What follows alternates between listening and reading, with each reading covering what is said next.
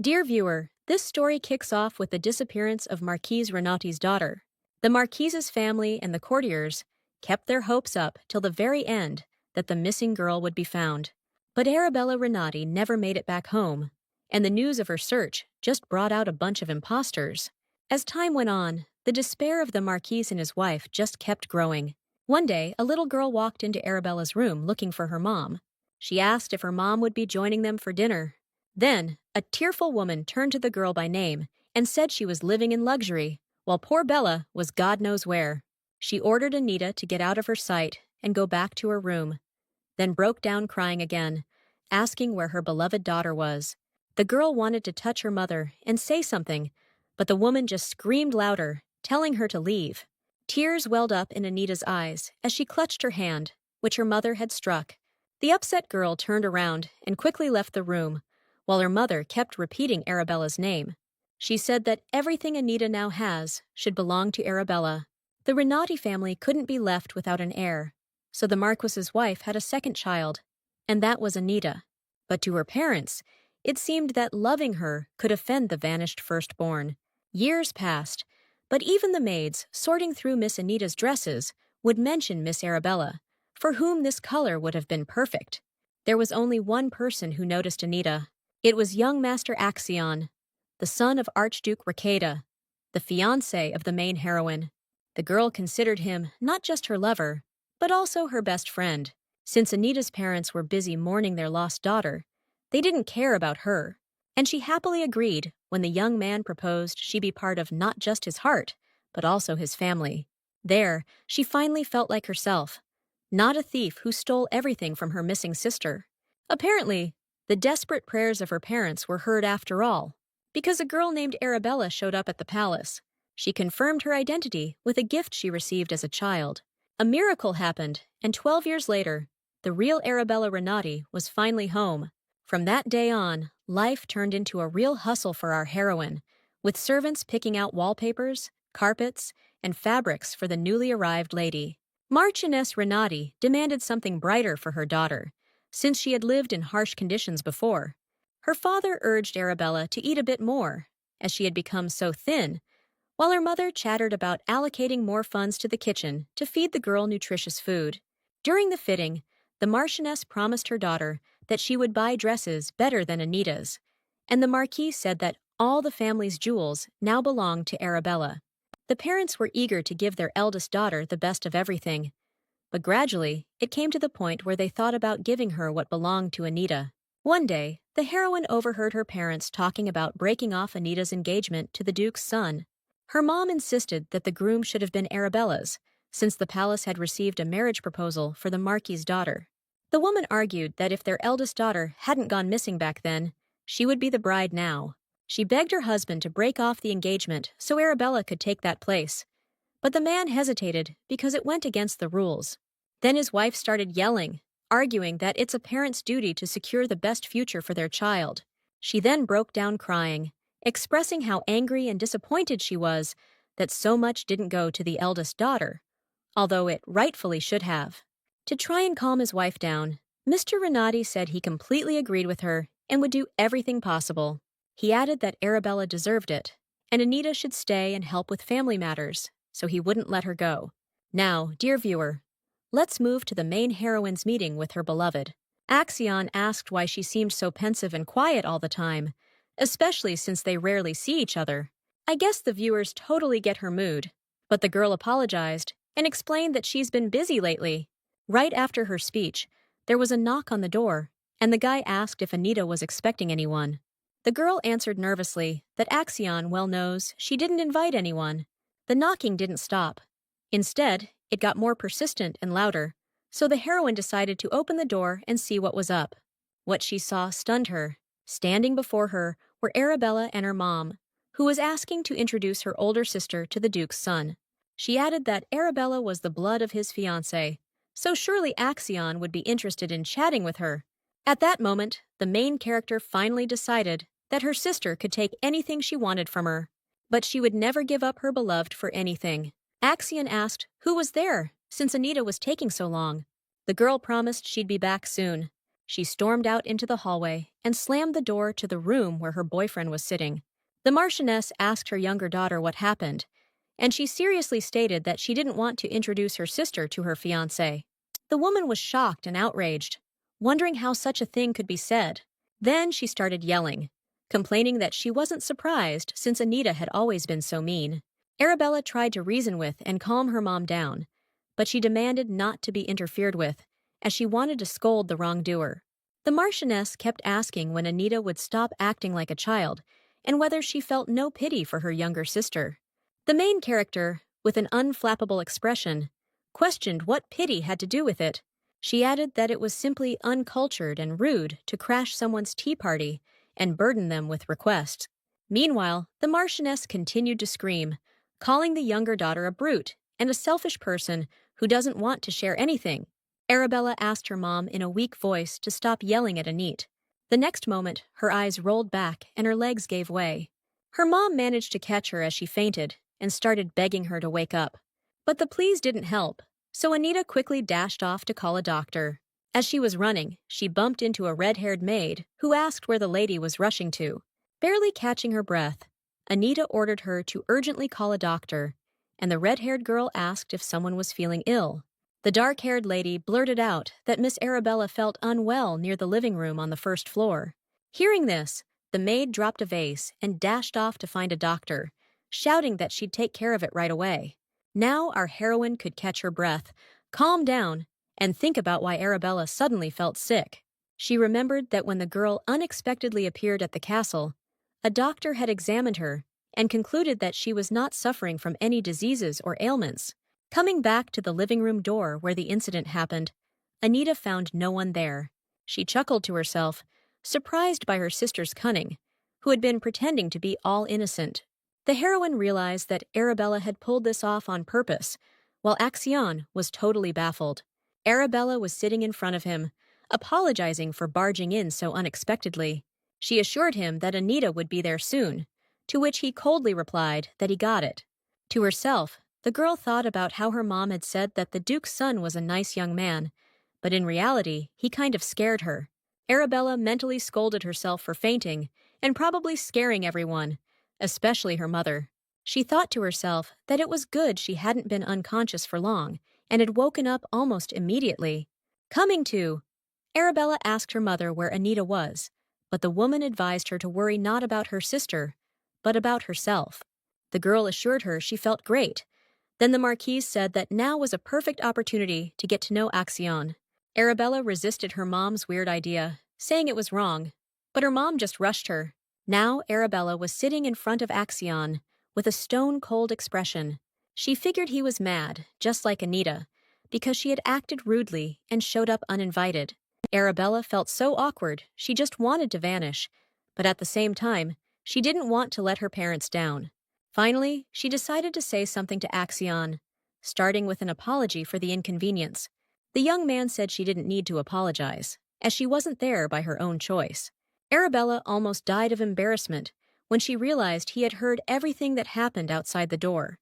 He added that she really shouldn't worry, because as she had mentioned, Anita would be arriving soon. Arabella noticed how his expression brightened up when he mentioned his fiancé's name. Dear viewer, let's find out what's happening with Anita, who's been standing by the door all this time. She was just boiling with anger, and no wonder. Who would stay calm after finding out her sister pretended just to talk to someone else's fiancé? The girl realized that it was probably her mother's plan, since she only wants the best for her darling daughter. All the estate's residents despised and hated Anita for taking everything away from Arabella, and she didn't feel guilty at all. The only person who truly belonged to her was Action. The girl wondered if that was what it took to be accepted in this palace, but that was not going to happen. As soon as the heroine entered the room, a smile lit up her fiancé's face. Now that's a real example of loyalty. Then Arabella jumped up and blurted out that her sister must be surprised to see her here. She started to apologize, but Anita was too busy thinking about her sister. The heroine believed that Arabella came back home solely to take what belonged to her younger sister. The blonde girl smiled and asked where her sister had been, since she had been waiting for her so eagerly. While Anita was trying to figure out why her sister was smiling so broadly at her, Arabella sneakily glanced at Axion. The blonde girl asked if she could leave. When Anita agreed, Arabella smiled. She sincerely thanked her younger sister and admitted that she had been really scared to be there. Watching Arabella walk away, the heroine wondered why she was so cheerful, having lived in tough conditions for so long, unlike herself. Anita apologized to her fiancé for her relative's rudeness, and he assured her that everything was fine. The girl regretfully noted that so much time had passed, and it was time to wrap up the tea party. The guy stood up and said that it was okay. He understood everything. Then he approached his beloved and said that he wanted her to come to his palace for tea next time. Axion added that if Anita could make time for it, he would send an invitation after lunch. The main character thought that she'd love to escape this palace for a while, where everyone thinks her presence is pointless. The girl figured it'd be nice to be somewhere where she's actually welcomed, so she agreed.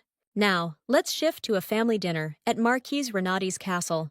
The head of the family asked Bella, as they affectionately call Arabella, if she likes the food. She said everything was delicious. Then Mom suggested she should eat more since she's quite thin. The blonde noticed her sister was only eating a vegetable salad. She got curious, asking if she didn't like the steak or was watching her figure. Arabella added that if that was the case, her sister looked absolutely stunning. Instead of Anita responding, their mom decided to chime in, noting that the younger daughter always ate modestly.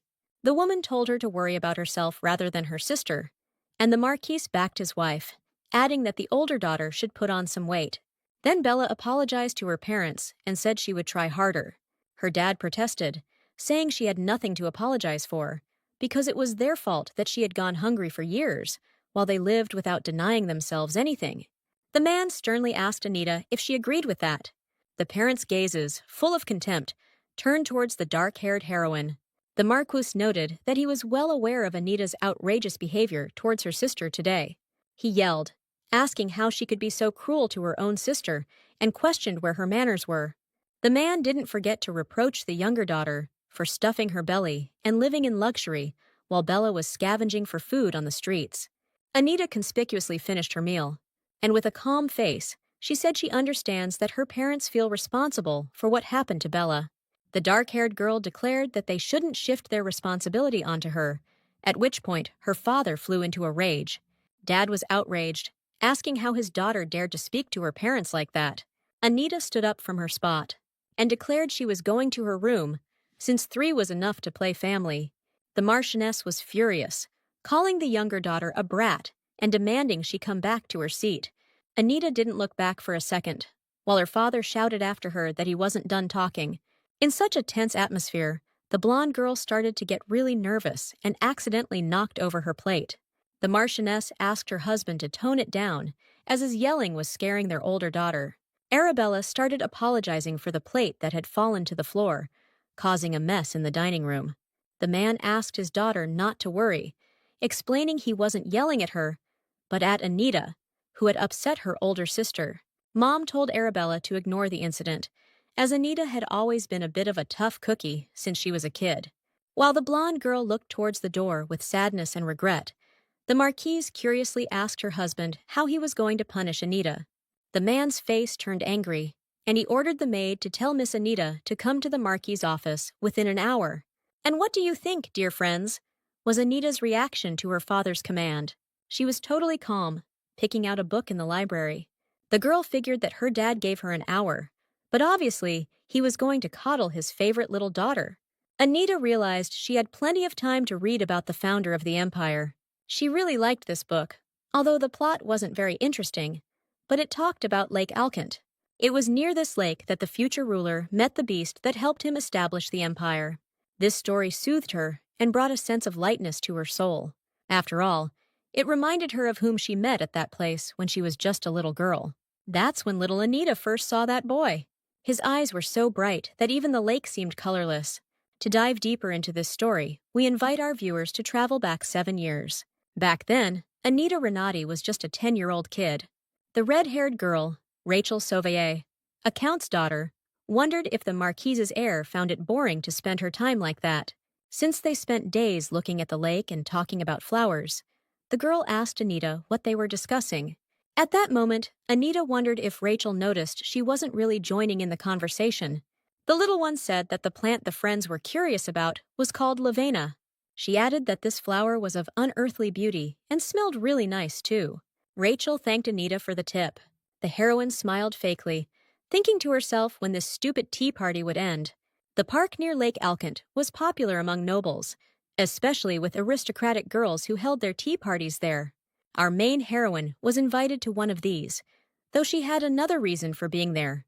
The thing is, a voice had persuaded her to go to the tea party because Rachel Sauvier couldn't take her eyes off the Marquis's daughter and clearly wanted to befriend her. But Anita knew all too well that the red-haired girl didn't really want to get close to her, but to her family. By the way, this little spark of light was a low-level spirit, and only Anita could see it.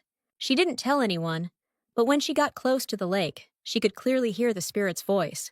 That's exactly why she visited here so often. But if her parents knew about her ability, they'd make her look for her sister. Her stream of thoughts was interrupted by the spirit's voice, announcing that someone was drowning in the lake. The main heroine got seriously scared and mentally asked if there was someone older who could help. The voice said there was no one suitable around, and there was no time to waste since the poor guy was already unconscious. The girl thought about convincing her friends to take a walk to the lake.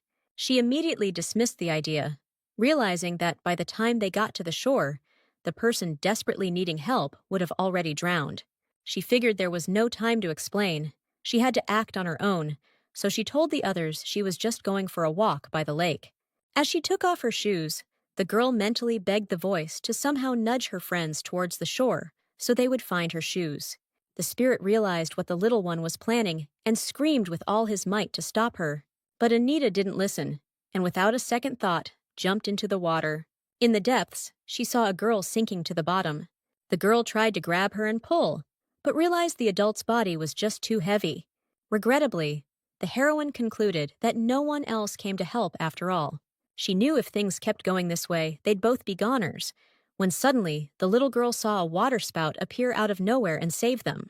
For a long time, Anita couldn't figure out what that phenomenon was, or where it came from, but she had to accept the situation, since this lake was often mentioned in legends and myths since the empire was founded.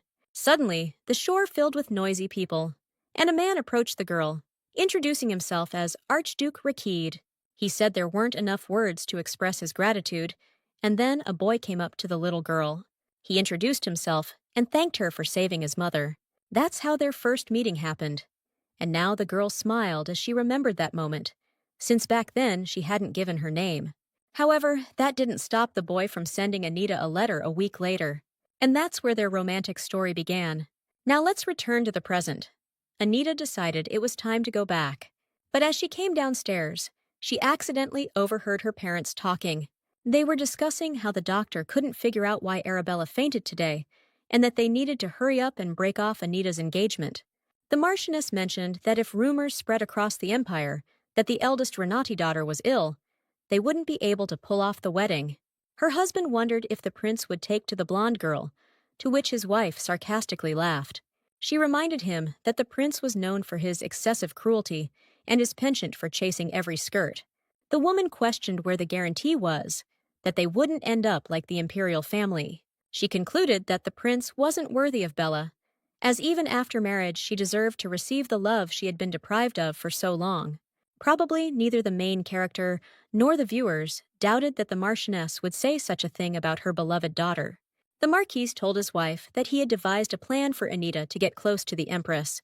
The woman shouted that it was brilliant, as breaking off the engagement would be a piece of cake if Anita became a contender for the prince's heart. In a split second, everything she did for her family lost its value to her. She wondered if her parents really thought she owed the family just because she shared their last name. Could her mom and dad really believe they could control her life, dictate her fate, and expect her to stay loyal? Their confidence in her loyalty made the girl smile, considering they never really saw her as a true Renati, pointing out her differences.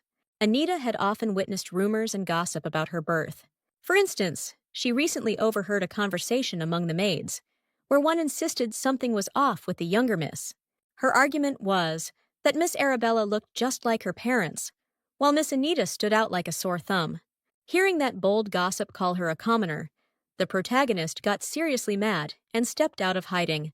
Anita told the maid she had crossed the line and asked how she dared to voice such pathetic speculations. She ordered her to pack her things and get out of the palace. Even though the chatty girl was asking for forgiveness, Anita stood her ground. Her Highness walked and thought that all these rumors about their origin couldn't go on like this. The main character realized that if she didn't do something, her sister would take not just her place in engagement, but also her beloved.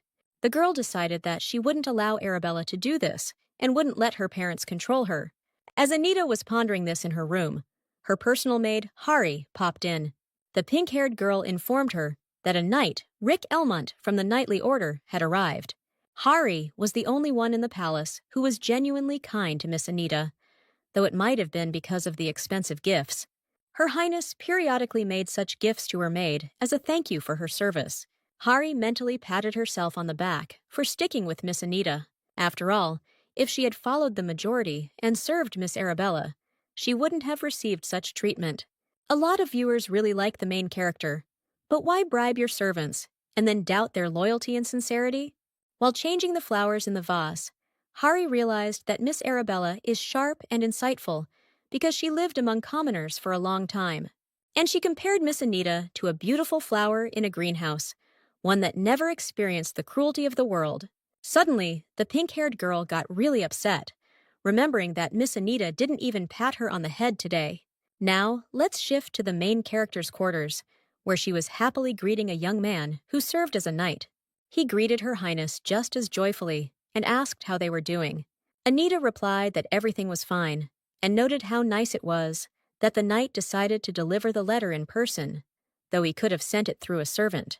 The girl mentioned that it was just an invitation, and it wasn't worth the trouble. He argued that it was worth it because he wanted to see the lady and chat with her a bit. The girl smiled and asked the guy if he had finished his business in the north, and he said yes. Thankfully, the problems were minor. He mentioned that the only thing he couldn't get used to in the north was the cold. The weather up north was notorious across the empire. Even in summer, there were severe frosts. Nothing grew on the barren soils, but the precious stones mined from the depths of this land caused quite a stir. The imperial family managed the mining, but when certain troubles arose, the Archduke's knights were sent to the north. One day, Anita asked her fiancé why his family always obeyed the emperor's every command without question. She added that since Axion's family wasn't just any noble house, they could easily refuse the emperor. The young man explained that his family was searching for something in the north, and by fulfilling all the emperor's requests, they could avoid suspicion. Suddenly, the girl became curious whether the Archduke's family had found what they had been searching for so long and meticulously in the north. Just then, an angry voice echoed in the hallway, demanding to know why no one had reported that a subordinate of Archduke Rikida was here. A woman's voice demanded the door be opened immediately, so they had to inform Lady Anita that the Marchioness was demanding a meeting. The main character told her to let her in, and Mother entered the room. She asked with dissatisfaction why her daughter hadn't informed her about a guest from the Archduchy arriving at the estate. The Marquise asked if she was intruding. Sir Rick replied not at all, and welcomed the woman who appeared. Anita thought to herself what an actress her mom is. She came here on purpose as soon as she heard everything.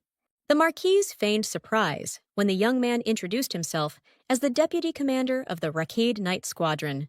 He added that he came to deliver an invitation to a tea party. The woman said it was unnecessary for someone of such high rank to trouble himself, but Sir Rick objected. He explained that it would be an honor for anyone to undertake this task, since it involved Miss Anita. The Marquise noted she didn't realize her daughter was so close with the Rakid Knight Order. The guy mentioned it wasn't just with the knights.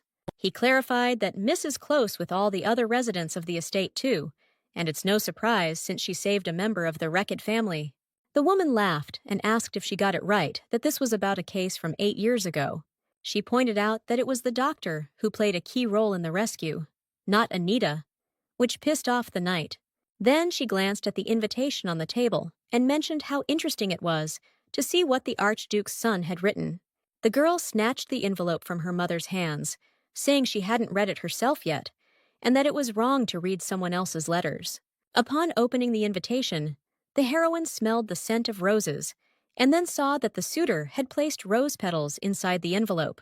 She was deeply touched by the invitation from Action for a tea party he was hosting in his estate's garden. The girl asked the knight to tell his lord that she joyfully accepts the invitation. The Marchioness thought it necessary to send Arabella to the tea party because once the Archduke's son sees her, he'll realize she's better than Anita. She interrupted the conversation and said she was incredibly worried about her older daughter. The woman asked Sir Rick if he was aware that Arabella had lived under poor conditions for a long time, while Anita grew up in luxury. The main character was sick of her mother's fake whining, so she decided to play along. The dark-haired girl suggested taking Arabella with her, but doubted her sister would be pleased. The Marchioness exclaimed that her daughter would be happy. The girl asked if Sir Rick minded, and he said he was fine with whatever Miss Anita wished. The knight said he had to take his leave, as other matters awaited him. Anita and the Marchioness expressed their pleasure at the meeting and wished him a safe journey. As soon as the door slammed shut, the woman demanded a private talk. She was outraged about what her daughter was allowing herself to do, questioning why she had dismissed the servant, who, by the way, was her subordinate. The dark-haired girl explained that the servant had been disrespectful towards the owners of the house. The girl noted she did it for her mother, as she dislikes such mean people. Then the woman cooled down, said she would forgive her for now, especially since there were more important matters at hand. She explained that in 10 days, Arabella has an audience with the Empress, and Anita needs to accompany her. The Marquise explained that her eldest daughter had never been to such events before, and would find it difficult and scary to go alone. But the main character was no fool, and quickly realized that Arabella wanted to present her to the Empress as a potential bride for the prince. The girl understood that if the Empress got involved, her engagement to Action would automatically be destroyed. In a subdued voice, Anita asked if it wouldn't be better to first ask the Empress, but her mother replied that she had already given her consent.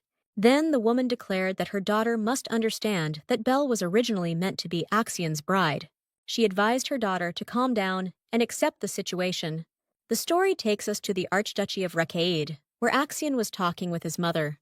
She asked how Anita was doing, whether there had been any changes at home, but the guy said everything was the same as before. Then the woman recalled how she had spoken with young Anita many years ago. The girl had told her how she eagerly awaited coming of age so she could finally leave her family estate. The Archduchess offered her to stay at her estate until she turned 18. Anita thanked her for the offer and politely declined. The girl explained that it would be unfair and irresponsible towards her family. Action noted that his mother looked completely worn out and asked if she was that worried. The woman confessed that she deeply regretted not being able to save Anita and take her in when she had the chance. The main character had dinner in her own rooms. The girl ate in her room because her parents had said earlier that the younger daughter was being rude, so she should eat alone. Actually, this contradicts their recent statement that for Bella's sake, the whole family should dine together. At that moment, there was a knock at the door. It turned out to be Philip, the Renati family's butler, who informed the young lady that the Marquis wanted to see her. She was already heading to her father's office, but the butler didn't move. The girl figured he wanted to say something else, and after hesitating, Philip confessed that the master wants to hand over the business to his daughter. He blurted out that he thinks it's too much since Miss Anita is still so young. She advised him not to go on, as he was speaking about people he should be serving. She asked the butler to imagine what would happen if his words reached her father. As she was leaving, the lady advised Philip to be careful, because such talk could get him kicked out without a penny to his name. The man realized she was right. It was too early for him to leave. He needed to stay and serve his true mistress. So far, the author hasn't justified such deep devotion to Miss Anita. Hopefully, it'll all make sense to the readers in the next chapters. Meanwhile, the Marquis dumped a huge stack of papers in front of his daughter and asked her to sort them out. He noted that she's been home all day lately, so she should be able to handle it in 4 days. Anita was surprised to herself, wondering why her dad was so mad about her younger sister's rude behavior, especially since he had forbidden Bella to leave the house or see her friends after she came back. Anita remembered that she started helping her parents with paperwork when she was just 12. Even back then, she fully realized that she was not needed by her family, so she dreamt of cutting all ties with them once she was of age. At that time, the main character decided that until then, She would work as hard as possible for the good of her family. But even to this day, her father makes her help him with the documents. As the girl wondered if she would have to do this all her life, her father was asking why she was so quiet. He said it was easy, that anyone could handle it. And at those words, a smile appeared on Anita's face. She asked, "If it's such easy work, why doesn't Marquis just do it himself?" The man yelled that he was teaching his daughter to handle any task on her own, because no one would help her when she becomes the owner of Recap. Anita replied that since her mom, who owns the house, never touched the documents, the Recap family probably isn't much different. The man got angry, questioning how his daughter dares to talk back, especially since she's not a little girl anymore and should be responsible for family matters. The main character pointed out that unlike the Marquis, Axion isn't planning to dump his duties on her. She advised him, as the head of the family, to handle the paperwork himself and headed for the exit. The man yelled after Anita that her sister's return home revealed her true rotten nature. The girl didn't stop. Then her father shouted that she was doing the right thing. She should go to her room and think it over. The girl just smiled. The door slammed shut, and the Marquis continued to fume, wondering how much longer he had to put up with this cheeky girl. Meanwhile, the carriage with Anita and Arabella was on its way to the Duchy of Recap. The main character thought to herself, she just knew her mom would find an excuse to send her favorite daughter off to Anita's fiancé. Suddenly, Bella called out to her sister, but couldn't manage to say anything coherent. The dark-haired girl was at her limit, telling her sister to speak up if she had something to say. Belle found it hard to muster the courage and form a coherent sentence. Anita wondered how long she could keep mumbling. Finally, the blonde admitted she didn't want the same things as their mom, but instead wished happiness for Axion and his bride. She added that she couldn't treat her own sister badly. The main character was shocked by Bella's frank confession and asked if she had ever been in a happy relationship. The blonde shared that the commoner's family who took her in is now happy, as the Marquis sent them a mountain of gold. Anita pointed out that they might be lucky now, but Arabella's real parents are nothing like that. The blonde noted they had strayed from the original topic and reminded her that she had no intention of stealing the groom. The main character got curious and asked if Arabella had mentioned her wish to her mother, or at least to the servants. She received a timid no in response. Anita concluded with dissatisfaction that her sister didn't even try to talk to those who couldn't care less about her opinion. She added that nothing would change just because Arabella confessed to her. At that moment, the carriage stopped. The coachman announced their arrival, and Anita indifferently proceeded to the garden. Bella lingered a bit to think about their conversation. Once in the garden of the Recap Archduchy, Arabella's eyes widened in awe of what she saw. Axion said that if he had known the weather would be this nice, he would have set up the tea closer to Lake Alkente. The blonde girl noted that she really liked it here too, especially the white flowers. She asked if she could smell them. Axion agreed without hesitation. But Anita looked wary. She realized her sister was about to sniff a flower called lovin' and watched the whole thing suspiciously. Bella felt weird, but managed to muster the strength to compliment the flower's pleasant scent. Axion said he was really glad the guest appreciated his garden. Meanwhile, Anita noticed her sister turning pale. She wanted to check if Bella was okay, but couldn't even finish her sentence. The next second, the blonde girl fainted and didn't respond to any shouts. Guys, no need to worry about Arabella. She's alive and well.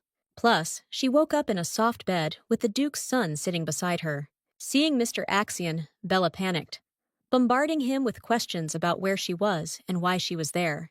He explained that Bella had fainted during a walk in the garden, and she angrily asked where Anita was. He told her that Anita was talking to the doctor about her sister's condition and would be back soon. After that line, an awkward silence hung between the young people. They both kept quiet, and Axion even turned towards the door, waiting for his beloved to appear. The blonde girl remembered how before this trip, her mom had said that Arabella would definitely appeal to the Duke's son. In her mind, she noted that her mom was deeply mistaken, as it was clear to see how much the guy was in love with Anita. Only next to his fiancée do his eyes sparkle. His gaze shines when he looks at her. Bella concluded that her younger sister was a very kind and good person, just appearing cold and indifferent. The girl didn't want to follow her mom's plan and act mean towards her sister. Bella decided to break the silence and call out to Axion. The girl confessed that she really liked Anita as a person, so she wanted her sister to be happy. Arabella swore that she wanted this with all her heart. The guy replied that he agrees and sincerely wishes his beloved more happiness than anyone else in this world. The girl lit up with a smile, suddenly realizing that Mr. Axion was the one who could make Anita truly happy. Meanwhile, the dark-haired girl was talking to her sister's doctor. He dared to suggest that Miss Renati is extremely sensitive to divine power. Anita didn't understand what divine power he was referring to, so the man clarified that it's usually detected early in childhood. He added that due to certain life circumstances, the patient never had the chance to discover this. Anita asked the doctor if he was sure about his conclusions. He explained that the doctors here have a deep understanding of magic, as the Archduke's family inherited it from mystical beings. The main character thought that if it weren't for the trip to the Archduchy and this doctor, they would have never known about it. Even her parents aren't aware of this disease. The girl smirked, imagining the shock on her parents' faces when they'd hear the news about their darling daughter. Before leaving, she asked if the patient could travel, and the doctor said it wouldn't harm her if she rested now. Thanks to this scene, viewers realized that the main character was not as simple as she seemed at the start of the manhwa. Anita headed back to the room where her sister was to tell her they could go home. But as she approached the slightly open door, she saw Axion and Arabella chatting sweetly. At that moment, she regretfully noted to herself that the young couple seemed perfect for each other. Immediately, it struck her that even without Arabella's appearance, the engagement was doomed to end. The thing is, as a little girl, Anita had promised herself that she'd leave home and cut all ties with her family once she was of age. For this reason, her engagement to Axion was never meant to evolve into something more. But her parents were meddling and tried to take away the only person who was on Anita's side. Because of this, the girl was really mad and didn't want to give in to them. In her mind, she turned to her beloved and asked if he would stay as a friend if the engagement fell through. Of course, she wanted to believe that their relationship would stay the same. But still, the main character couldn't help but think what would be left for her if her fiancé turned his back on her. Let's fast forward a few hours when Anita and Arabella got back home. The Marchioness immediately put her beloved daughter to rest, while the Marquis grilled Anita about where she had been during her sister's incident. The heroine asked what she was supposed to do, pointing out she wasn't a doctor and couldn't have prevented the fainting. Hearing this, the mother was shocked by such rude behavior, and the father was outraged at how cruel Anita could be to her sister. He reminded her that Bella was an unfortunate child, and unlike her younger sister, grew up in terrible conditions. Funny how the life of commoners is called terrible conditions, as if Bella was roaming the streets looking for shelter and food. She had a roof over her head and food, not filling maybe, but there was definitely some soup. But let's stop speculating and move on to Anita's conversation with her parents. Her dad said he suspected that his youngest daughter was greedy and envious, but he didn't expect this. She said she probably got it from her dad, since he was the one who recently kicked out the family that raised Bella from the palace. The girl clarified that he didn't want to pay them a dime, although her sister thinks that their dad had properly thanked those who took her in. She said she shouldn't be blamed for this incident, because she understands that her mom intentionally sent Bella to the Archduchy. The Marquis couldn't resist his wife's pleas, and he slapped his daughter across the face. Her mother yelled at her father that he shouldn't have touched her before the trip to the Imperial Palace. He should have beaten her later. Anita concluded that she didn't expect anything different. However, after that, she didn't feel like sharing anything about the document she read while carrying out a task from her dad. Now let's shift to the main heroine's quarters, where her face was being examined by the maid Hari. The pink-haired girl noted that swelling would soon appear, and a bruise might form at the spot tomorrow. She came up with the idea to swipe a piece of ice from the kitchen and apply it to the lady's face. But the main character objected, saying not to worry, as all the medicines would be brought to her tomorrow anyway. Then Hari expressed her deep concern for Miss Arabella, wanting to know why she fainted today. After hearing this, Anita remembered asking Axion if he had done anything to the flower. The young man admitted he wanted to find something out, so he infused it with a drop of divine power. But he didn't expect this to happen. Then Axion asked his beloved if she was now disappointed in him. While the viewers are left guessing what Anita's response was, let's fast forward a couple of hours where our heroine lay in her bed. She wondered how Axion would react. whether he'd say something or just smirk, if she told him she was disappointed. Once, the maids searched the entire Rakid estate for the little mistress, but to no avail. They had no idea Anita was hiding amidst the flowers and bushes. The girl wondered what was wrong with her, since everyone here was friendly and welcoming. Anita knew this place was definitely better than home, but it seemed like she just didn't deserve to be treated well. Her parents had sent her here to mend relations between the Rakaid and Renati houses. So, the little one understood that she couldn't behave this way. But suddenly, her heart pinched, and her lungs tightened so much she couldn't breathe. Through the girl's sobs, a boy's voice could be heard asking if Anita was really here. The boy confessed he had been searching for her for a long time. She replied it was impossible, as he secretly hated her. The heroine reminded him that after the day she saved the Archduchess, they never spoke or even crossed paths. She added that she was used to hatred and indifference, so she didn't react because almost everyone disliked her. Axion smiled and said he couldn't feel hatred towards the girl. He suggested they go together. That's when the girl first felt the gentle touch of another body.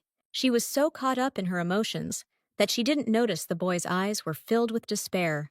A couple of days later, there was a real commotion outside the Archduke's son's chambers because Axion had fallen ill. Ella, a servant of the Recap house, rushed into the young master's room and told the Archduchess she would stay by the boy. She asked her lady to go and rest, but the Archduchess assured her that everything was under control. Besides, this event happened every summer, so it was time to get used to it. Nothing could be done. Then the Archduchess asked if Anita had fallen asleep, and the servant replied that she had. Ella added that while preparing for bed and changing the young lady, they discovered wounds, abrasions, and bruises. They looked like they've been through a lot, so the maid didn't know what to do. The lady ordered her to treat the wounds with holy water, to prevent scarring, and to visit the sanctuary in the morning. Ella noted that she used to get mad at the girl when she refused help, but now the reason was clear. It's just unclear how it all started. Milady guessed it had something to do with the relic the Renati family recently took from the Imperial Vault. The command lamp determines family ties and blood relations, but nobody thought to check its authenticity. Probably, the wounds and bruises appeared on Anita's body when the girl who called herself Arabella showed up at the Renatis. Suddenly, another servant entered the room and announced that the Duchess was summoned to the Archduke's office. In the hallway, she saw Anita and asked her what she was doing there. The girl replied that she followed the doctor who ran this way. She apologized if her presence was a disturbance, to which the Archduchess replied that it was fine since the little one was worried about a friend. The woman clarified that nothing terrible happened to Axion. He just sometimes has these ailments. She asked the little girl to keep it a secret, since the heir of the Archduke has many enemies who'd want to harm him. The girl promised to keep her lips sealed. The Archduchess decided to casually ask if she really had bruises and wounds on her body. Anita replied that they were small, so she didn't think it necessary to mention them. From her answer, the lady realized that the girl had been hiding it even from her close ones, and she asked her to speak up if something hurts. She allowed her to come to their estate often and even to stay, but Anita declined again, saying it wasn't right. She explained that children of landowners start working at 10 years old, and being that age, she wanted to help her father. Surprised, the Archduchess asked if her father had told her that, and Anita confidently nodded. She declared that the Marquise was absolutely right. Then the woman noted that now everything made sense to her. Milady asked the girl if she could sit with Axion for a bit while she stepped out for some errands.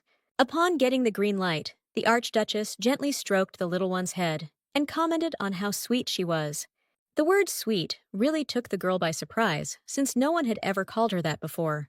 By Axion's bedside, Anita got the urge to touch the boy's hand, but it was warmer in the garden than it was now. The Archduchess's voice, telling her how sweet she was, still echoed in the girl's head. Anita caught herself feeling more calm and at peace here than at her own home. All this time, Axion was groaning, clearly tormented by nightmares.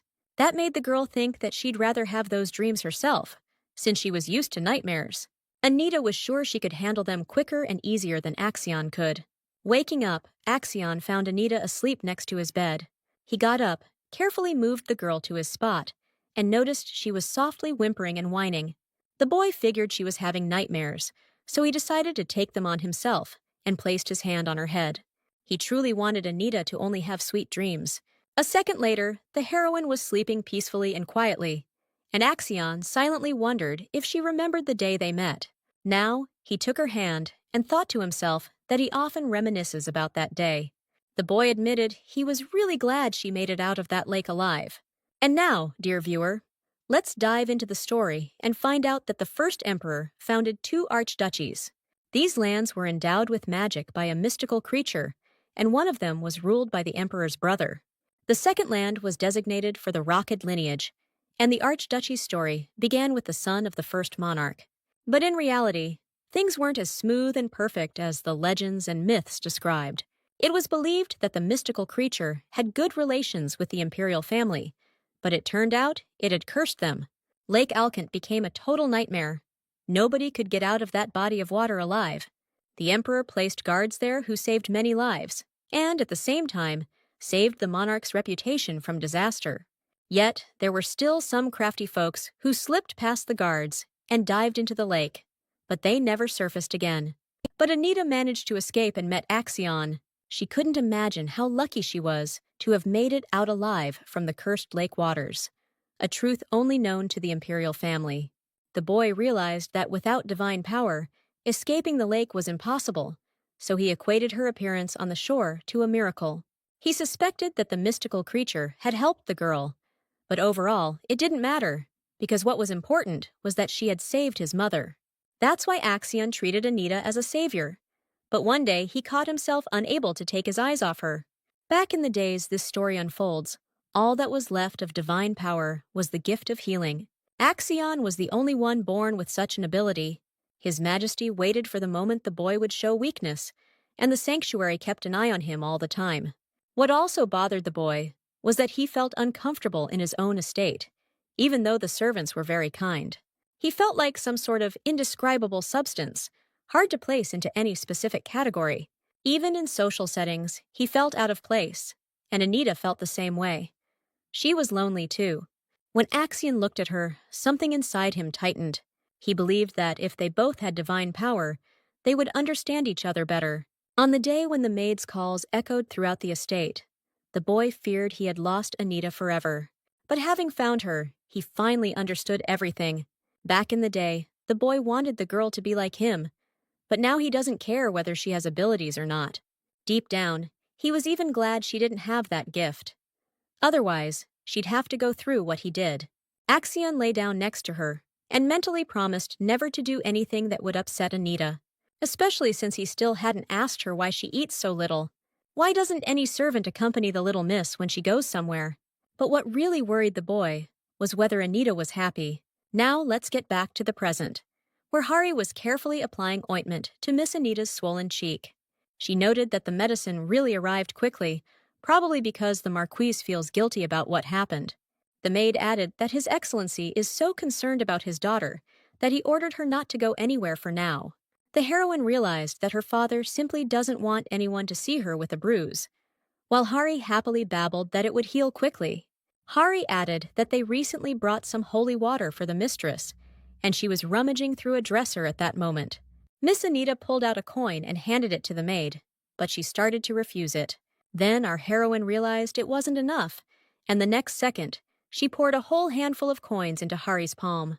The pink-haired girl was thrilled and said she would bring the mistress the tastiest breakfast now. Left alone, the heroine felt a strange sensation, as if she couldn't remember an important dream. She felt incredibly melancholic. By the way, did any of the viewers notice how quickly the main heroine's hair grew?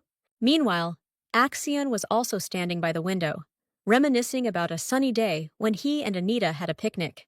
Back then, the kids agreed to keep just one secret and share everything else. However, it turned out that the boy knew that one secret. The thing is, Anita didn't have divine power, but she could talk to the spirit. The young man wondered if this meant that Arabella also had such an ability. Suddenly, there was a knock and Axion let them in. 2 guys entered the room. One of them was Sir Rick the Knight. The young lord asked if they had managed to find out anything. The young man in the gray suit replied that he had discovered something and would start his report with Arabella Renati. At that moment, probably a lot of viewers started worrying about Arabella. After all, she hadn't done anything wrong, just wishing her sister happiness. The guy said he learned from the doctor that the elder Miss Renati was sensitive to divine power, although that wasn't actually true. Axion noted that a girl with such a gift could be useful to the imperial family, especially if it comes to marrying the prince. He stated that this must not be interfered with and asked who was conducting the sacred ritual this year. The guy in the suit answered that it was the Count of Room's second daughter, then added that the Renati family wouldn't just sit back and do nothing. He explained that the Marquise wants to assert her position at this event and will try to make the best impression possible. The ceremony is held once every 3 years. It's to identify the bearer of divine power among the aristocrats. The young man added that this time the sacred ceremony is very important for Renati, and Sir Rick confirmed that it's indeed the case. He mentioned that they had declined to participate many times before, citing that the younger sister must wait until the older one has undergone the ceremony. The guy in the suit summed up that now there are no obstacles, and Axion asked, "What are the chances she'll faint?" The young man said that shouldn't happen if no one gets hurt, and there's no need to use power for healing. But if Arabella loses consciousness, it could lead to a marriage contract being initiated. The Renati family will be beside themselves, thinking they might face the same fate. Axion noted to himself that Anita isn't someone who trusts just anyone. He remembered she never once called Arabella her sister, so they must not be very close. The young master wondered if Anita even cared about her sister at all. The guy in the gray suit was puzzled by the master's long silence and asked what he was thinking about. Finally, Axion broke his silence and declared that he wanted to take part in this sacred ritual too. The main heroine was lying down, mentally frustrated that despite being completely isolated from the outside world, her father still managed to overload her with work. The only thing lifting her spirits was that the Marquis hadn't yet noticed the missing document about tax evasion. Could he really think the document just got mixed up with a bunch of other papers? Anita noticed something was off a year ago, since the amount of funds regularly allocated for the sanctuary didn't match up. Meanwhile, large sums of money were disappearing into thin air. With these thoughts, the girl headed off to meet with the Marquis. But he made it clear to his daughter, in his usual way, that it's none of her business. That's when the heroine realized it wasn't just a mistake. Later, she found out there was double bookkeeping involved. The Marquis personally managed the affairs, and for a while, Anita didn't even see the paperwork. But eventually, the responsibility shifted back to the girl. It turned out that Marquis Renati's large donations to the sanctuary were linked to Arianda's lamp.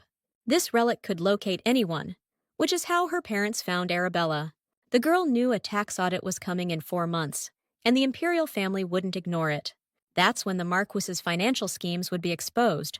However, the heroine didn't want to be involved in deciding on this matter at all.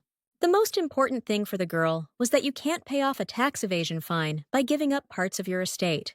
For the residents of the lands under the Marquise, safety comes at the cost of having their personal property seized to cover fines.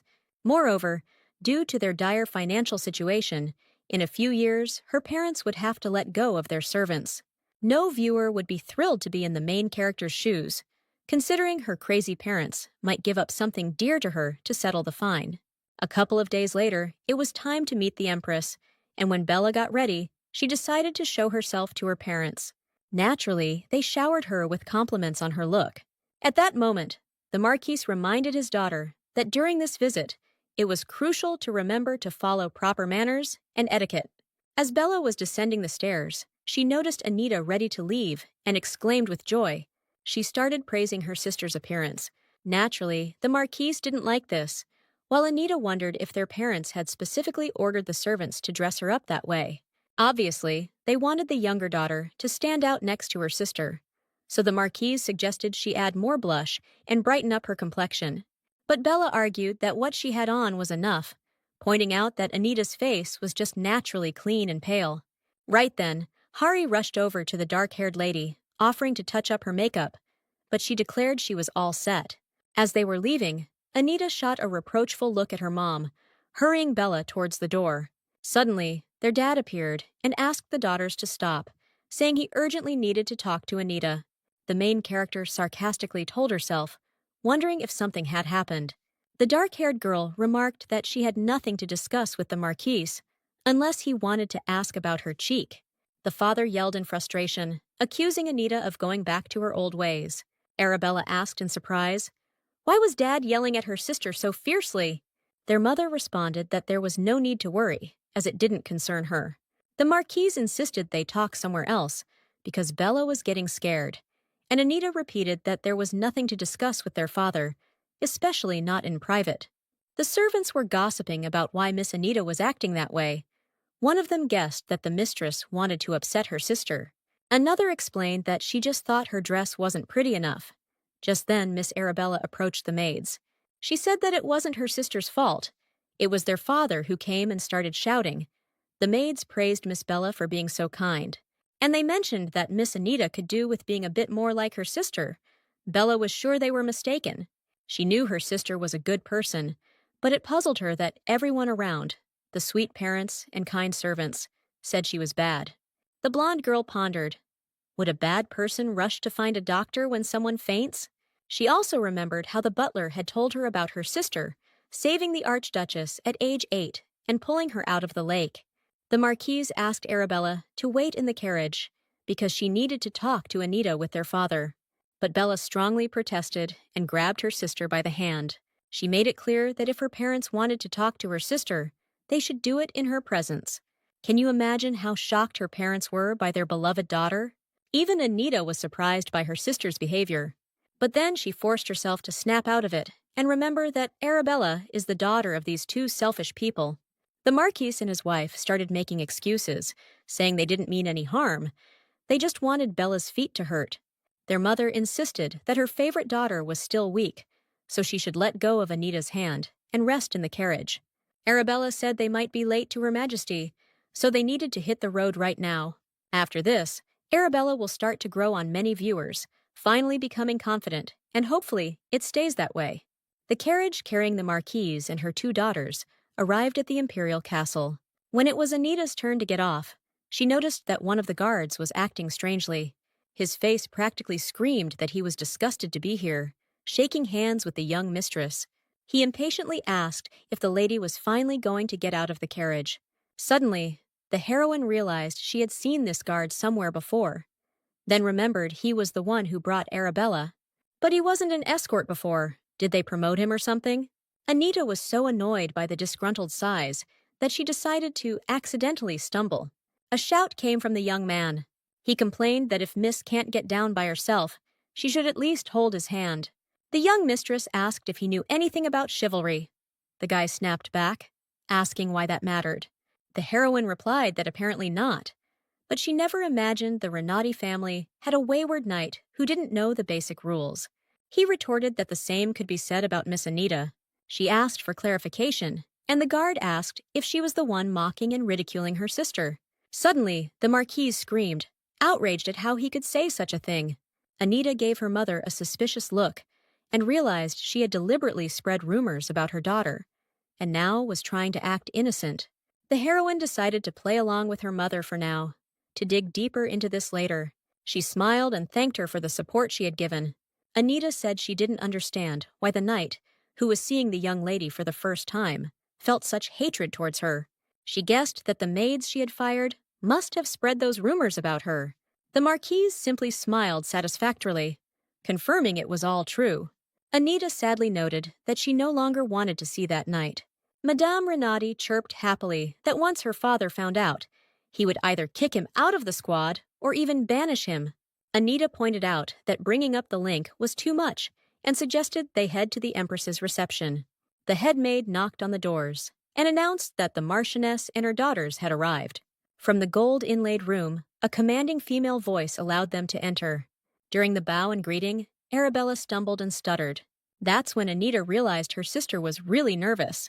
The Empress looked at them with a cold gaze and an emotionless expression.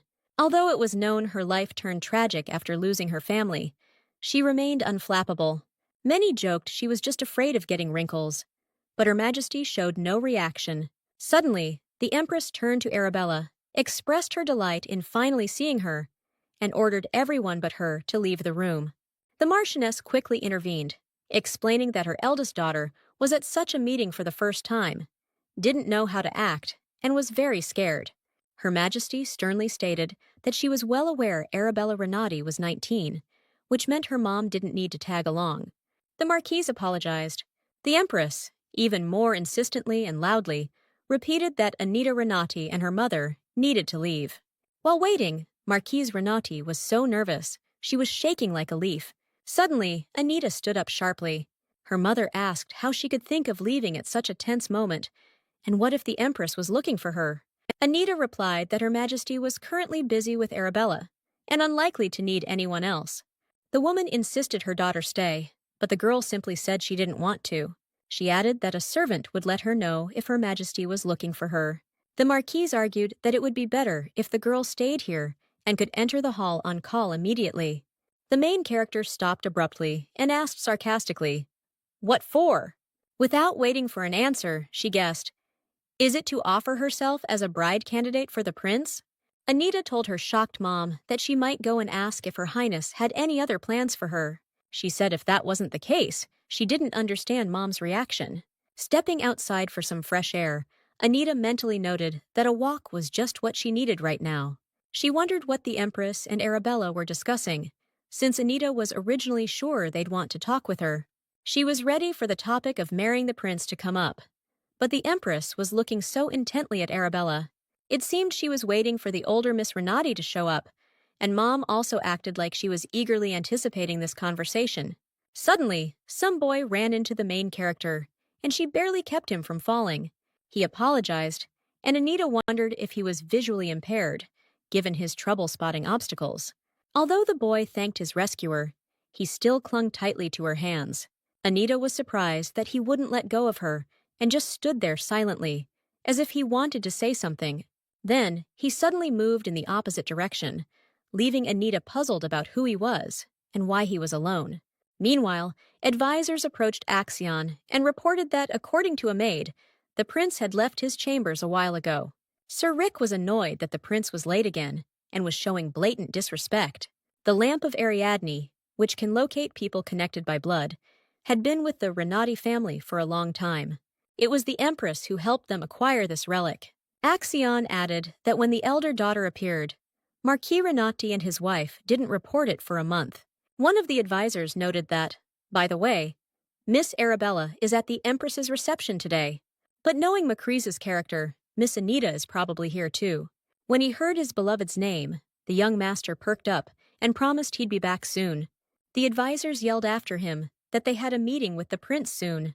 Wandering around the inner imperial court, Axion finally found his fiancée.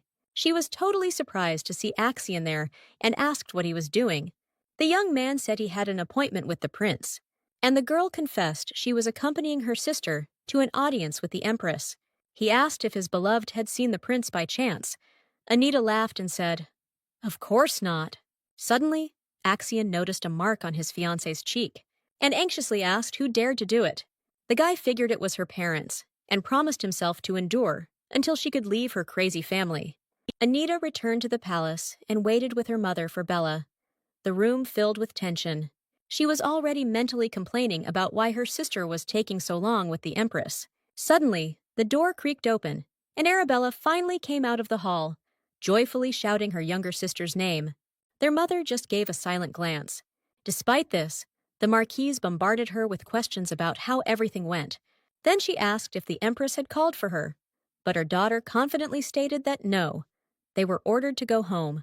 Almost leaving the palace, the Marquise mentioned she had forgotten to tell Her Majesty something. The maid replied that they needed to schedule another meeting, to which the Marquise angrily shouted that it was ridiculous. They were already at the palace. Why sign up again? Mentally, Anita noted that, of course, Mother couldn't just leave the situation as it was and walk away. The only question left is why the Marquise waited so long, given that the Empress had given her Ariadne's lamp. At that moment, for some reason, the main character remembered her father mentioning that an engagement could bring useful connections. The girl drew a mental parallel and realized that her parents were helped by people from the Archduchy. After all, just compare that someone helped them find Arabella, and they still want to break off the younger daughter's engagement. So let's get back to what's happening right now at the Imperial Palace with our characters. Marquise Renati was still shouting, with Bella trying to calm her down, repeating that the maid had explained that it couldn't be done today. The woman told Bella that she is the heiress of the Renati house, and she doesn't have to listen to or do what a maid says. On such a negative note, the Marquise left the imperial palace. Back in the carriage, Bella speculated that if Mother had returned to the Empress, she might have gotten angry. By evening, Anita was getting ready for bed when she heard a knock at the door. Turned out it was Arabella, who asked to stay over for the night. Anita agreed, then asked her sister to sit down on the divan.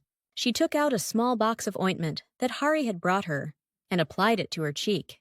The blonde girl asked if her sister had noticed everything from the start. Anita nodded and asked to confirm if it was the Empress who had hit her. Arabella said that Her Majesty is a good person. Probably the guest's words seemed rude to her. The blonde girl recalled telling the Empress how important Anita was to her and that her engagement must happen. For saying that, Her Majesty responded with a slap and asked if Arabella would insist on her point if they ordered to chop off her finger. Arabella told this story to Anita and declared that her sister's happiness was more important to her than any finger. Lying in bed, the main character reflected on how her sister had amazed her, having been a coward before, yet she dared to speak up to the Empress. She was glad that her sister finally calmed down and fell asleep, certain that no one should dare to harm another person, regardless of their title. The next day, Axion met again with Khalid, the sole heir to the empire. His Highness was asked why Mr. Recap had left the day before. He replied that the prince wasn't there, and His Highness had said that he should have stayed and waited. Then the prince responded that he had heard that yesterday, Axion's fiancé had been at the Empress's reception. Khalid mentally noted that Anita Renati had been a thorn in his side since the academy, as Axion had struggled in such aristocratic circles. But for his beloved, he started making new connections and accepting various invitations. His Highness smirked and remarked that they hadn't thought Axion would share his friends with his fiancé. The prince asked what would happen if his beloved started talking to someone better than her fiancé. With a calm face, Axion said that wouldn't happen, and the prince asked why he was so sure. He slyly asked if Axion was planning to intervene. The young man said there was no need for him to do that, as he already stood out from the rest. Khalid asked, "Is that so?" Then Axion pulled out a precious stone and handed it to His Highness, who said they had always been grateful to the guy. Khalid added that now the boy could at least see the light on a bright sunny day. Breaking the awkward silence, the prince asked how the Archduchess was doing. The thing is, when a child with divine power was born into the Archduke's family, the Emperor's sanity got a bit cloudy. His Majesty concocted a plan to destroy the Archduke, and since then, Axion has hated his gift. Khalid admitted that his mom still feels guilty for tricking him into jumping in the lake. Action responded with a smirk that he'd definitely pass that along. And Khalid added, it was all thanks to entrusting the matter to him. He pointed out that the future emperor won't forget this kind act. Meanwhile, the main heroine was sneaking through the dense forest by the lake so no one would hear her talking to the spirit. She hoped he wasn't upset with her, since they hadn't spoken for a whole month. But as soon as her foot touched the familiar clearing, the spirit's voice joyfully shouted her name and started babbling about how much he missed her, to which the girl replied that she had been busy and couldn't come earlier. Then Anita asked if it was possible to affect sensitivity to divine power, to which the spirit replied that it would be difficult. He added that such people should probably avoid the sanctuary, although he wasn't sure, since it's just a place of healing. The girl noted that the spirit was talking strangely, and he retorted that she should be thankful he still remembers how to speak at all. He asked when the girl would come next, but she said she didn't know and advised him not to wait for her. The spirit called his friend cruel, then added that he knows she has a kind and warm heart, and promised to reveal his name someday. Stepping out of the forest onto the lakeside where aristocrats strolled, Anita noted to herself that she would be noticed, and rumors would start again about her walking alone by the lake. Suddenly, someone called out to Lady Renati. Turning around, she saw a stunningly beautiful girl with fiery red hair. Anita asked what the Count Sauvier's daughter needed from her. Rumor has it that Count Sauvier loved his second wife and stepdaughter even more than his own children. Anita recalled a tea party with Rachel Sauvier and her question about whether she considered Anita a friend. The red-haired girl had been influential in high society since birth. However, it was only in the presence of her dark-haired friend that she didn't pretend and showed her true self. The heroine asked that question because the books say that a true friend is someone who talks to you without any pretense. But for some reason, Rachel got mad and yelled that Anita needed to get rid of such nonsense in her head. Even after that, Anita couldn't understand why Rachel kept showing her displeasure. And now, she's looking at the dark-haired girl with the same dissatisfaction. Laughing, Rachel wondered aloud if the Renati family had stopped supporting their younger daughter, since she looked so plain. Suddenly, the redhead dramatically gasped as if she heard something intriguing from her companion. Then she grabbed Anita by the arm and warned her friends that she needed to talk privately with her buddy right away. She took the dark-haired girl aside and whispered that they should keep it up to show everyone how close they are. Rachel quietly told Anita that those girls were unbearably boring, and she wanted to get away from them. Moving away, Rachel finally took a deep breath and said that, as a thank you, she would buy the dark-haired girl some clothes.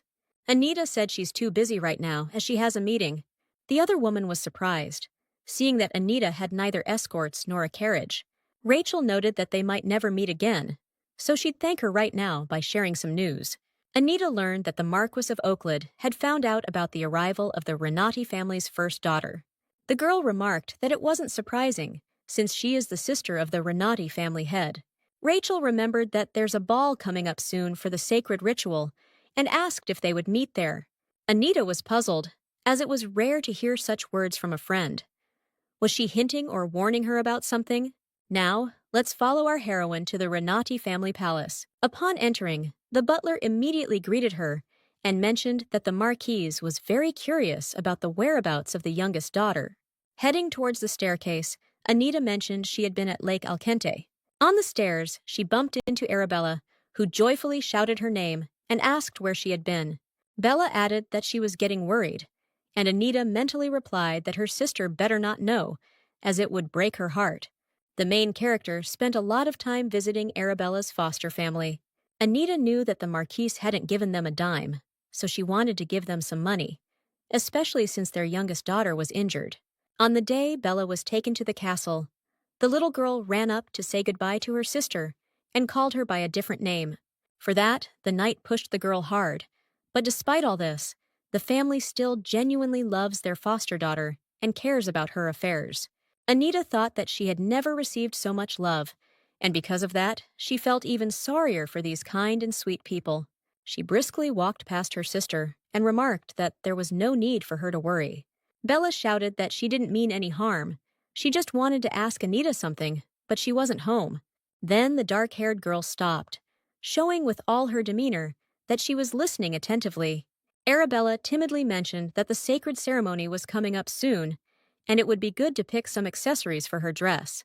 Without waiting for her to continue, Anita agreed, and her sister was surprised at how she guessed it without even being asked. The dark-haired girl explained it was simple, as her sister had wanted to take her shopping in the trade district. The next day, Anita Renati's carriage arrived at the Archduchy. For the past 7 years, Anita and Axion have been having tea at the Archduchy 2 or 3 times a month. The young man greeted his beloved and happily announced that now she would be driven right up to the doors of Recap. The girl mentally noted that she only had this privilege because she was going to be part of this family in the future. Suddenly, Anita said that Arabella was just fine and feeling great, to which the guy asked why he needed this information. At first, the girl was taken aback, then reminded her fiancé that the blonde girl had fainted here last time. She added that, of course, it wasn't contagious, probably to the fiancé's surprise. Then the girl apologized for not letting him know earlier, and Axion asked if she was okay. She froze, totally surprised by such an unexpected question, and wondered if she really looked so bad that he would think that. Anita smiled and assured him that she was perfectly fine, not sick or tired at all. Suddenly, there was a shout. Someone was urgently calling for Mr. Axion, and the young people turned around, and they saw Grace, the head maid, and the young master's assistant. Anita told Action he could go, assuming the maid was probably there for her, but he said he didn't want to part so soon. Besides, he had another important question for his beloved. Action asked if he could be her partner. The girl was surprised, wondering why he was asking now, since there were still 3 months left before she would leave her father's house. The answer had been decided long ago, and Anita confidently said that Action could be her escort at all events. The guy was over the moon. After a while, Grace asked Miss Anita if she wanted any special gift since her birthday was coming up. Just as the girl barely opened her mouth to reply, Ella burst out of the Archduchess's chambers and headed towards Grace. Ella susurró algo a Grace, y ella dijo que tenía que ir urgentemente. Then she added that she just remembered that the Duchess Recap asked her to say she couldn't make it to the tea party because of some business. For some reason, the maids' nervous behavior and their fuss seemed suspicious to the protagonist, and she wanted to check everything herself. Before the maids could recover, Miss Anita quickly ran to the Archduchess's chambers and flung the doors open. She saw the ill Duchess Recap and apologized for her abruptness, but the woman kindly replied that it was all right. When she started coughing badly, Anita asked worriedly how long this had been going on and what the illness was. Axion's mother noted that she was glad to see a familiar face, and as for the illness, the doctors couldn't determine it. The girl suggested asking for help from the sanctuary or His Majesty. Right then, she realized the nonsense she'd blurted out, since they all dream of getting rid of the Archduchess. The Emperor sees her as a rival, and the temple folks would want to take guardianship of Axion because he possesses divine power. The Archduchess once again advised the girl not to worry, as she had already saved a woman once, so she could have died back then. She noted that she had lived a full and interesting life and had no regrets. At that moment, the girl realized that she had been loved, cared for, and cherished without even noticing. The main character confidently declared that she wouldn't just sit by and watch the Archduchess fade away. A smile lit up the woman's face again. The Archduchess took the girl's hand and remarked that she always knew Anita was very kind. Then she said she hoped Anita wouldn't tell Axion anything, but the girl replied that she couldn't promise that. On her way home, Anita mentally noted that the Archduchess's son had been handling documentation work for 3 years now. It seems the illness has been progressing for quite some time. Anita thought to herself that the Archduchess might have felt the girl was speaking impulsively.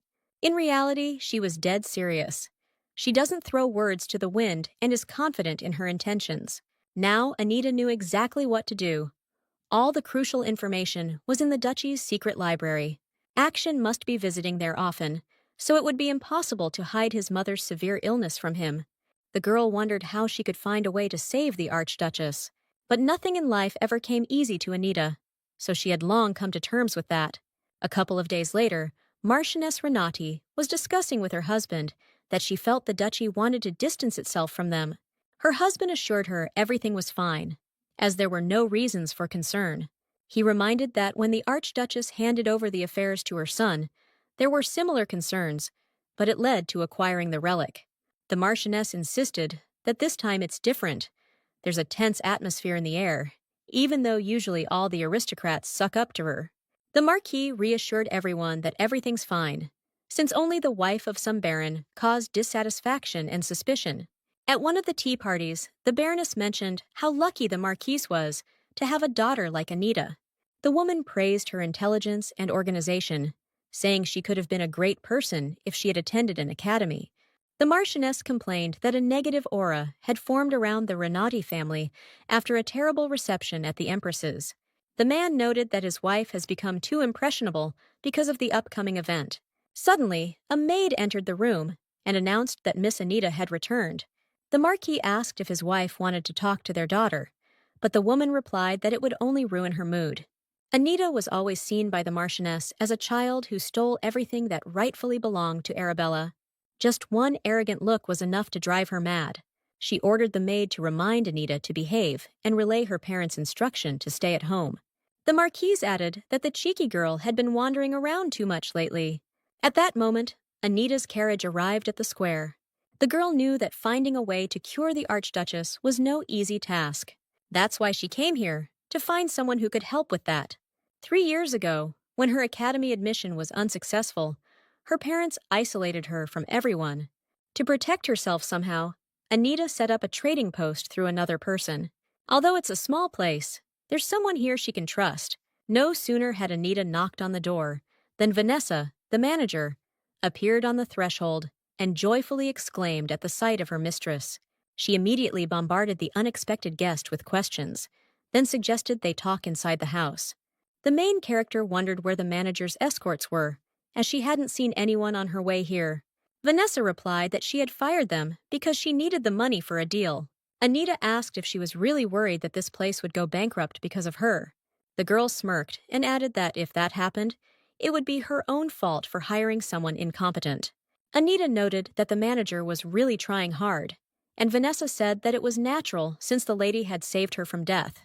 The redhead remarked how unusual it was for a commoner to become a manager, while Anita thought to herself that things weren't that simple. Back in the days when there was an active search for Arabella, and Anita's parents were making charitable donations for their reputation. Once, someone asked the aristocrats to stop and listen, and the main character turned around. That's how she first met Vanessa. The girl with fiery hair loudly claimed that the director was pocketing all the donated money. Anita figured the documents must have been fake.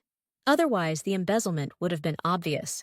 She asked why the girl was so sure, who explained that she used to work in the Information Guild, where she saw all sorts of things. That's when the main character realized this fearless girl could be a real asset to their trade spot. Let's leave the memories behind and move to the present, where Vanessa asked the mistress why she came. Anita apologized for not visiting often, saying she needed to make an inquiry in Croche. Vanessa was so surprised and shocked that she even spilled some tea. She noted that although this Information Guild has been around for 15 years, it's all kept hush-hush. Nothing is known about it. Anita said that's no problem, no need to worry, as she knows the head of Croche. Now our narrative takes us to the Duchy of Viceros. Right by the Duke's chamber doors stood his personal assistant, Need Roheim. He finally decided to step in. Duke Roderick Viceros asked him if something urgent had happened, seeing as the assistant came so abruptly. Then the Lord spotted an unfamiliar pouch in Need's hands. Without any further ado, he knew it was meant for him. From the pouch, he pulled out a bottle, one he recognized from the past. The Duke instantly boiled with anger and demanded to know who dared.